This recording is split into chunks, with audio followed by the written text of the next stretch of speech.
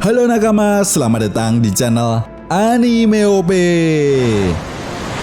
Yes, manga One Piece chapter 1086 banyak memberikan informasi baru yang sangat menarik bagi para fan One Piece. Ya, akhirnya secara perlahan-lahan Oda Sensei mulai mengungkap identitas dari para Gorosei. Bukan hanya itu saja, sang penguasa tahta kosong yaitu Im Sama pun akhirnya juga diungkap di chapter 1086 kali ini.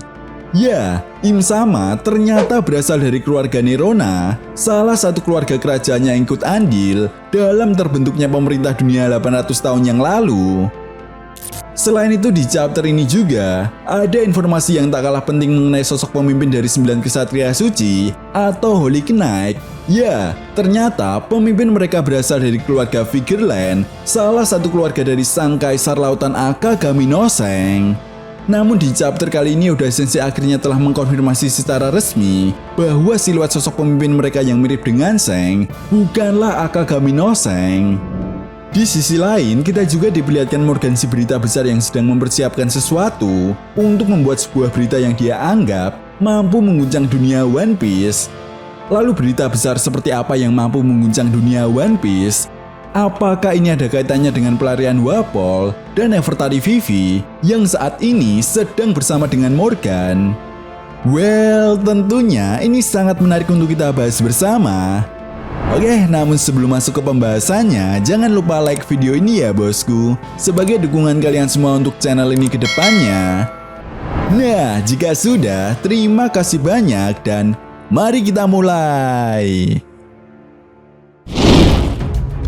Nah, sesuai dengan spoiler kemarin, One Piece chapter 1086 kali ini masih memiliki judul yang sama, yaitu Five Elder atau 5 tertua bintang.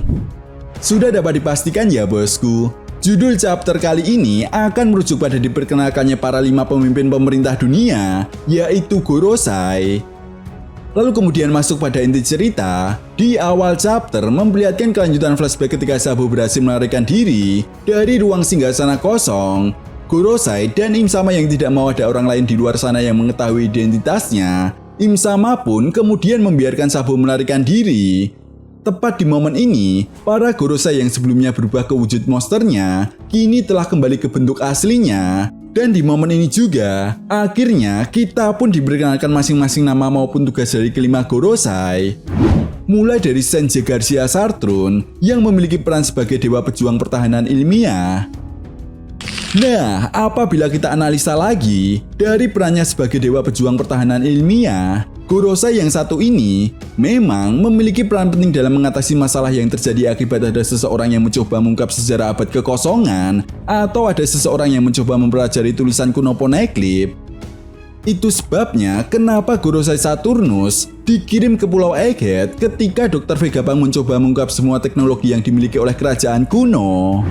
Lalu yang kedua, ada Sensei Per Jupiter, dijuluki sebagai Jupiter, yang merupakan dewa pejuang pertanian.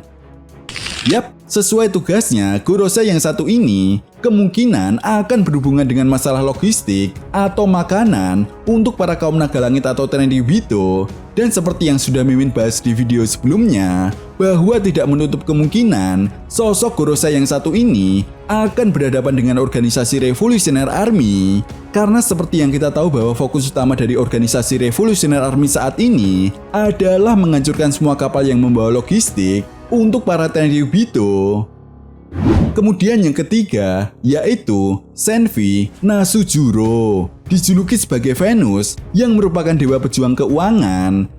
Nah, sesuai perannya, Gorosei yang satu ini memiliki peran untuk mengatasi krisis ekonomi yang terjadi di pemerintah dunia. Ya, bisa dibilang Pak Tua Gorosei yang satu inilah yang membuat kebijakan emas surga sebagai sebuah pajak yang harus dibayar oleh setiap negara yang berafiliasi dengan pemerintah dunia. Setelah itu, Saint Topman Valkyrie yang dijuluki sebagai Mercurius, dia merupakan dewa pejuang hukum. Yap, sesuai tugas dan tanggung jawabnya, Pak Tua yang satu ini akan memutuskan segala hukuman yang dilakukan oleh siapapun yang dianggap telah bersalah. Tidak peduli dia merupakan keturunan kerajaan ataupun kaum naga langit. Lalu yang terakhir ada Saint Marcus yang dijuluki sebagai Mars, Pak Tua Gorosei yang satu ini merupakan dewa pejuang lingkungan.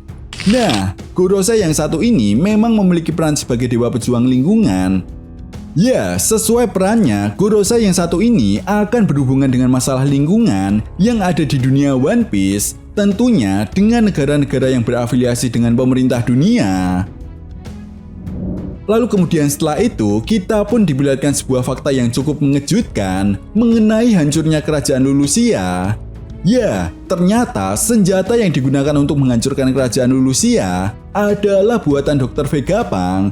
Dan kerajaan Lulusia adalah korban pertama dari senjata buatan Dr. Vegapunk tersebut. Bahkan sosok Monkey D. Dragon pun diperlihatkan sangat terkejut, seakan-akan tidak percaya bahwa Dr. Vegapunk telah berhasil membuat senjata pemusnah massal tersebut. Namun sayangnya belum diketahui pasti apa nama dari senjata ini.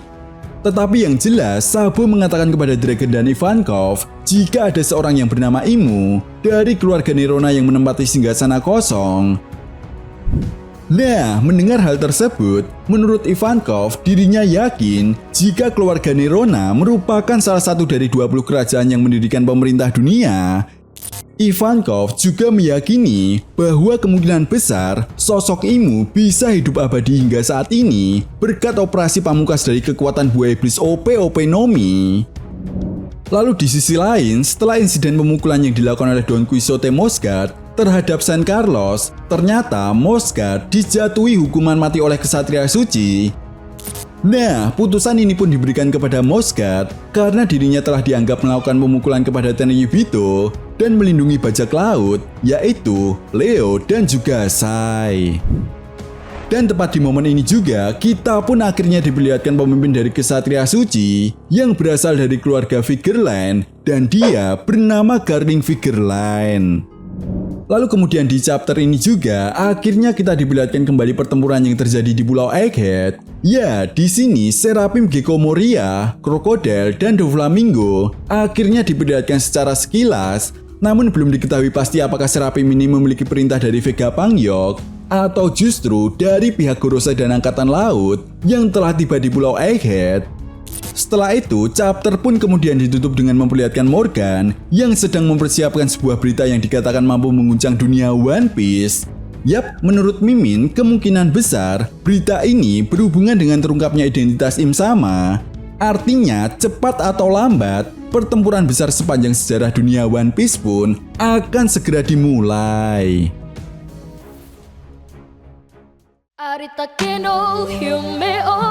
Halo nakama, aku Mimin Nefertari Vivi di sini mau mengucapkan terima kasih banyak buat nakama semua yang sudah menekan tombol join atau bergabung di membership.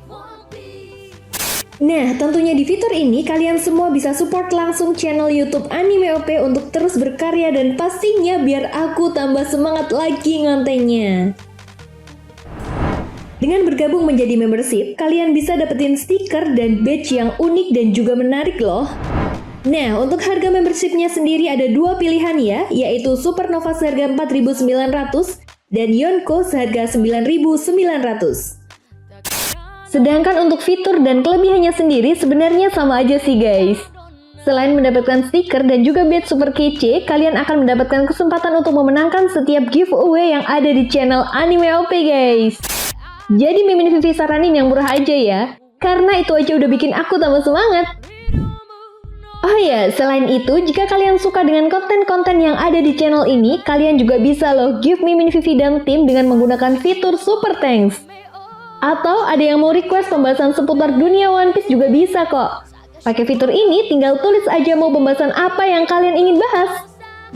Oke guys, terima kasih banyak dan sampai jumpa lagi. Bye-bye.